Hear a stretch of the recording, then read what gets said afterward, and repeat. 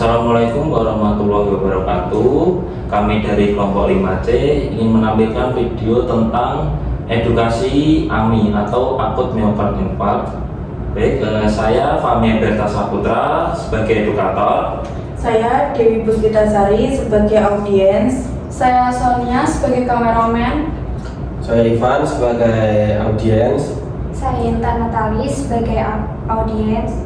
Saya Nadita Dwilaria sebagai audiens. Saya Azan sebagai audiens.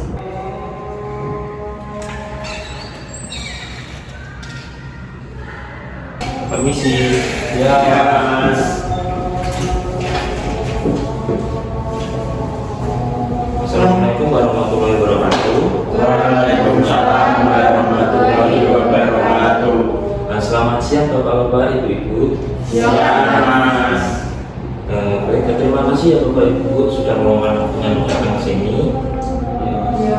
Gimana kabarnya Bapak Ibu? Alhamdulillah. Baik, sebelumnya perkenalkan saya Fahmi Berta Saputra, saya mahasiswa dari Universitas Muhammadiyah Semarang atau UNINUS. Saya mengambil jurusan Prodi S1 Perawatan. Tujuan saya di sini saya akan menjelaskan Bapak Ibu mengenai tentang AMI atau akut miokard infark. Nah, sebelumnya nanti saya minta waktunya kepada Bapak Ibu sekitar 20 menit Bapak Ibu. Apakah Bapak Ibu bersedia? Bersedia. Baik Bapak Ibu, nanti saya akan menjelaskan tentang AMI ya. Di sini ada 6 poin, yaitu terdiri dari pengertian, etiologi, komunikasi, pencegahan, penanganan dan perawatan ya Bapak Ibu. Baik, boleh saya lanjut langsung? Boleh. Untuk selanjutnya ini ada pengertian AMI Bapak Ibu. Bapak Ibu ada yang tahu nggak sebenarnya AMI itu apa? Belum tahu ya. Baik, saya akan menjelaskan. AMI atau infark miokard (MI) yang dalam bahasa sehari-hari dikenal sebagai serangan jantung disebabkan oleh penurunan atau melemahnya total aliran darah ke sebagian mikrostadium. Akut miokard infark (AMI) adalah suatu keadaan nekrosis kelompok jantung akibat ketidakseimbangan antara kebutuhan dan suplai oksigen yang terjadi secara mendadak. Adapun penyebab paling sering adalah adanya sumbatan koroner. Terus sehingga terjadi gangguan aliran darah yang diawali dengan hipoksia miokard itu dari Setianto et al. 2003. Ya. Sebelumnya ada pertanyaan mengenai pengertian? Saya lanjut ya. Untuk kedua yaitu etiologi AMI.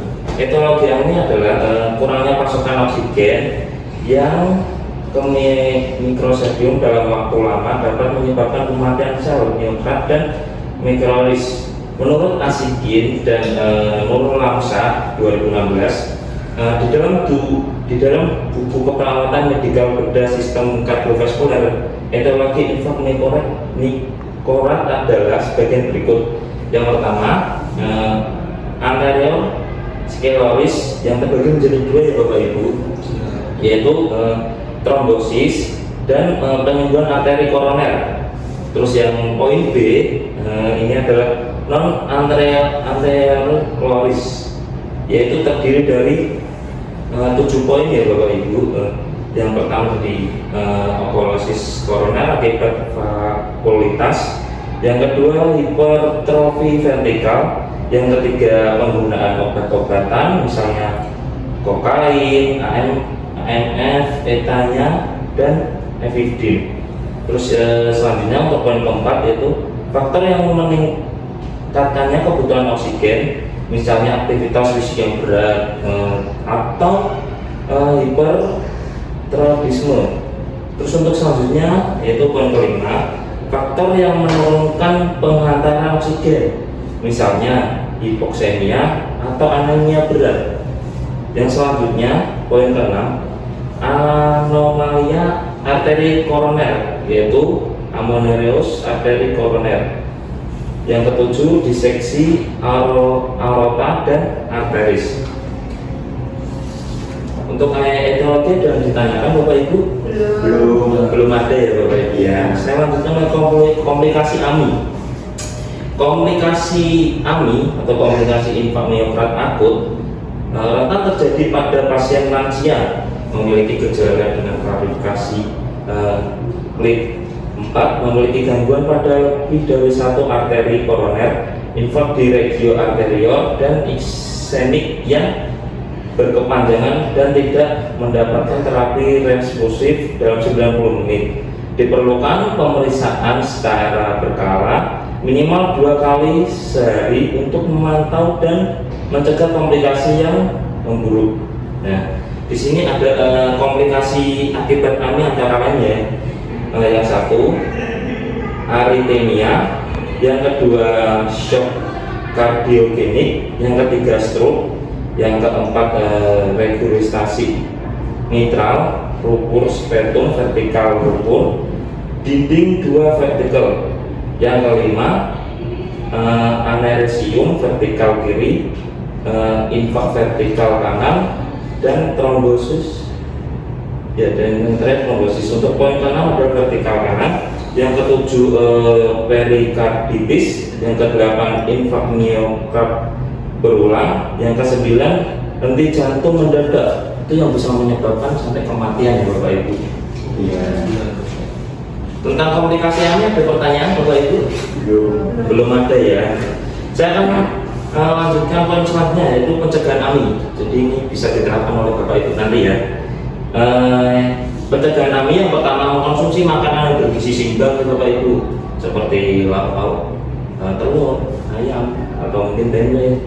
Yang kedua, membatasi konsumsi makanan berlemak, tinggi gula dan tinggi kalori. Nah ini Bapak Ibu ini yang biasanya makan daging kambing. Nah ini bisa dikurangi ya makan daging kambingnya nanti. Yang ketiga, menghentikan kebiasaan merokok. Nah ini buat bapak-bapak nih ya, perokok berat ya, kalau bisa dihentikan ya Bapak Ibu ya. Yang keempat, menjaga berat badan ideal. Yang kelima, olahraga secara teratur untuk menjaga kesehatan jantung. Selain menjalani beberapa gaya hidup yang sehat di atas, sebaiknya dilakukan juga pemeriksaan jantung secara rutin sebagai upaya deteksi dini adanya penyakit jantung ataupun dapat screening jantung di rumah sakit terdekat. Mengenai pencegahan AMI ada pertanyaan Bapak Ibu? Belum ada ya. Ya baik, saya lanjutkan untuk pelaksanaannya. Ini terkait obat-obatan yang mungkin bisa dikonsumsi oleh Bapak Ibu jika terkena AMI ya Bapak Ibu. Ya. Yang pertama itu ada terapi trombolitik. Trombolisis juga dikenal sebagai terapi trombolitik, adanya prosedur pengobatan untuk melarutkan gumpalan darah dan kerusakan jaringan dan organ. Yang kedua ada terapi antiplatelet. Obat ini membantu menghentikan trombosit platelet agar tidak terlalu lengket dan saling menempel satu sama lain. Yang ketiga, antagonis reseptor glycoprotein. Inhibitor glycoprotein yang diberikan secara intravena dengan onset cepat digunakan secara klinis sebagai agen antiplatelet tambahan. Yang keempat ada terapi antitrombobin.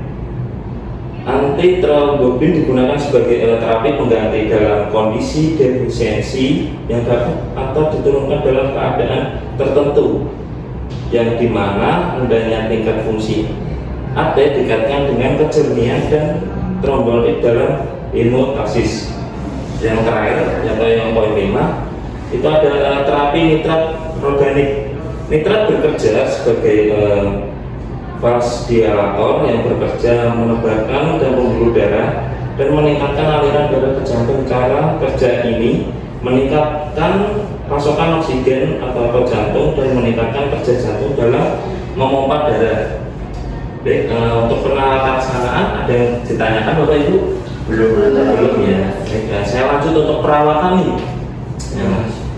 Untuk perawatannya, penanganan infak miokard sangat bergantung pada waktu. Semakin cepat ditangani, maka semakin besar kemungkinan pasien dapat diselamatkan dan komplikasi yang mungkin terjadi dapat diminimalisasikan. Adapun perawatan rumah sakit dan manajemen awal. Yang pertama, oksigen tambahan jika saturasi oksigen kurang dari 90%. Yang kedua, pemberian segera asipin punya aspirat dalam perjalanan. Yang ketiga, berikan obat nitroglycerin untuk melebarkan pembuluh darah ya Bapak Ibu.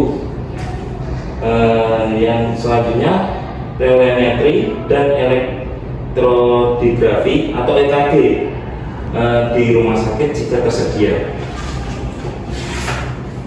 Terus ada perawatan unit gawat darurat nih Bapak Ibu, yang awalnya manajemen awalnya pelaksanaan awal dari keseluruhan rencana pelaksanaan pasien infak akan mempunyai tujuan sebagai berikut. Satu, pemulihan keseimbangan antara suplai dan kebutuhan oksigen untuk mencegah eksemia yang lebih lanjut.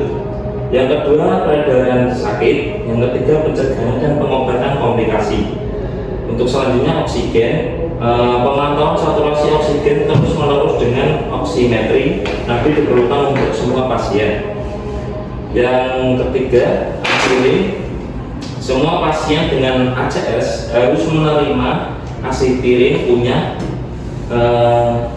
non-netetrik dengan dosis minimal kecuali jika ada riwayat alergi aspirin yang jelas. Pasien dengan intoleransi aspirin tetap harus menerima aspirin pada saat datang. Terus aspirin punya lebih disukai karena dapat mempercepat penyerapan ke dalam aliran darah untuk mencegah tingkat terapeutik yang lebih cepat. Baik, untuk selanjutnya pengurangan nyeri jantung ya Bapak Ibu. Sini ada dua. Yang pertama, nitrat. Nitrat adalah vasodilator yang kuat. Vasodilator adalah golongan obat yang digunakan untuk melebarkan pembuluh darah. Golongan obat ini dapat digunakan untuk mengatasi tekanan darah tinggi, hipertensi, gagal jantung, dan angina. Vasodilator bekerja untuk cara merelaksasikan otot pembuluh darah dan bertindak terutama untuk merelaksasikan sistem vena. Efek samping nitrat yang paling umum adalah hipotensi dan sakit kepala. Ini untuk efek sampingnya. Untuk yang kedua, analgesis. Nyeri yang sulit disembuhkan atau parah harus diobati sesuai gejala dengan anti nyeri. Dosis anti nyeri ini diberikan sampai nyeri hilang. Intoleransi diwujudkan dengan hipotensi, muntah, atau depresi pernafasan. Baik Bapak Ibu, saya sudah memberikan edukasi mengenai AMI ya Bapak Ibu. Sebelumnya ada pertanyaan, mungkin Bapak Ibu ada yang mau bertanya atau mungkin yang kurang jelas bisa ditanyakan. Baik Bapak Ibu, ada yang mau bertanya? Saya Mas. Oh iya, baik Bapak, silakan. Mau bertanya, jika ada keluarga yang terkena serangan jantung, itu bagaimana penanganan awalnya? Untuk penanganan awalnya ya Bapak ya. Untuk yang penanganan awalnya tuh sebisa mungkin kita langsung menghubungi ke rumah sakit dan kita memanggil ambulan. Selama di perjalanan itu kita pantau terus oksigennya. Kita berikan oksigen sebisa mungkin jangan sampai kurang dari 90% untuk saturasinya. Untuk selanjutnya dapat memberi aspirin punya dalam perjalanan ya Bapak ya. Untuk yang ketiga, berikan obat nitroglycerin untuk melebarkan pembuluh darah. Itu saja sih Bapak untuk jawaban pertanyaan dari Bapak. Ya, makasih Mas. Ya. Mungkin ada lagi Bapak Ibu yang mau bertanya? Iya. Apa sih gejala pertama, gejala awal itu penyakit dari penyakit? Oh, gejala awal dari penyakit AMI gitu. Iya. Oh iya, untuk gejala awalnya itu penderita itu akan menyerahkan nyeri pada dada. munculnya rasa itu seperti terbakar dada seperti di sebelah kiri. Itu untuk awal gejalanya. Yang selanjutnya untuk batuk. Batuknya itu bila berlangsungan terus-menerus tetapi bukan akibat Anda merokok, itu maka perlu diwaspadai. Itu juga bisa gejala awal dari penyakit AMI. Ya. Untuk selanjutnya itu sakit kepala. Untuk selanjutnya mual, nafsu makan hilang dan bengkak sambil selanjutnya itu keringetan yang berlebihan. Nah, untuk gejala awalnya itu yang perlu diperhatikan itu adalah nyeri pada dada dan batuk saja. Soalnya kan batuk biasa dengan batuk para penderita AMI berbeda. Bisa diterima Ibu? Ya. Selanjutnya, mungkin ada yang bertanya? Tanya Mas, kan seorang yang penderita AMI itu diperbolehkan untuk olahraga. Iya. Tapi orang yang punya riwayat penyakit AMI kan bisa terjadi kapanpun, nggak diketahui. Terus itu boleh olahraga? Untuk terkait dengan olahraga itu boleh, dikarenakan seorang penderita AMI itu olahraganya sudah ada batasannya. Itu dari dokter sudah membatasi tingkat olahraganya. Jadi untuk para penderita AMI itu pasti sudah diberitahu oleh dokternya untuk tingkat olahraganya itu sampai berapa gitu. Nggak yang terlalu berat, nggak juga yang ringan yang sedang. Itu ada porsinya sendiri-sendiri. Oke, bisa diterima Ibu? Bisa, terima kasih. Iya, silakan. Yang mungkin Bapak Ibu ada yang mau bertanya? Mas, Ya, silakan. Mau tanya, apakah orang yang mempunyai penyakit jantung bisa sembuh? Kalau ada, tolong sebutkan. Untuk menjawab pertanyaan Ibu itu mungkin bisa dikatakan penyakit ini tidak hanya menyerang di organ jantung saja ya Bu ya, tetapi juga pembuluh dan otot-otot di sekitarnya. Sayangnya penyakit kardiovaskuler jadi tidak bisa disembuhkan. Itu artinya seorang yang didiagnosis terserang penyakit ini akan terus memiliki penyakit ini sepanjang hidup.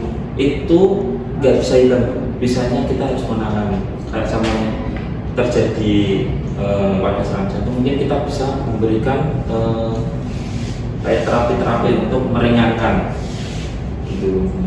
Kita bisa terjawab Ibu? Iya Mas, makasih Mas. Ya, baik Bu. Mungkin ada yang mau bertanya lagi? Baik Mas, izin bertanya, Ya, silakan Pak. makanan atau minuman apa yang menjadi pantangan bagi seorang penderita AMI Mas? Untuk makanan ya Bapak Ibu. Itu mungkin tantangan makanan atau gimana itu? Makanan yang nggak boleh dimakan. Oh, makanan yang nggak boleh dimakan. Menurut saya ya Bapak ya, itu ada yang pertama sayuran yang digoreng atau yang dilapisi tepung roti. Yang selanjutnya buah beku dengan tambahan gula. Seperti buah itu ada gulali ya Pak ya. Kalau ingin tahu ditaruh di kulkas gitu nanti dimakan. Manisan buah-buahan gitu. Nah gitu. Terus selanjutnya soda dan minuman energi. Jadi untuk para penderita sebisa mungkin untuk menghindari seperti minum-minuman soda dan energi seperti mungkin susu kopi gitu. Untuk selanjutnya alkohol. Jadi ini sudah semua terlalu ya. Minuman alkohol memang nggak baik buat kesehatan. Iya. Adapun manfaat lainnya juga, tapi untuk di dunia kesehatan tidak disarankan. Apalagi untuk para penderita AMI. Ya. Maka bisa terjawab Pak? Bisa Mas, makasih Mas. Iya baik. Mungkin ada pertanyaan lagi Bapak Ibu? Sudah Mas, cukup. Sudah cukup ya Bu.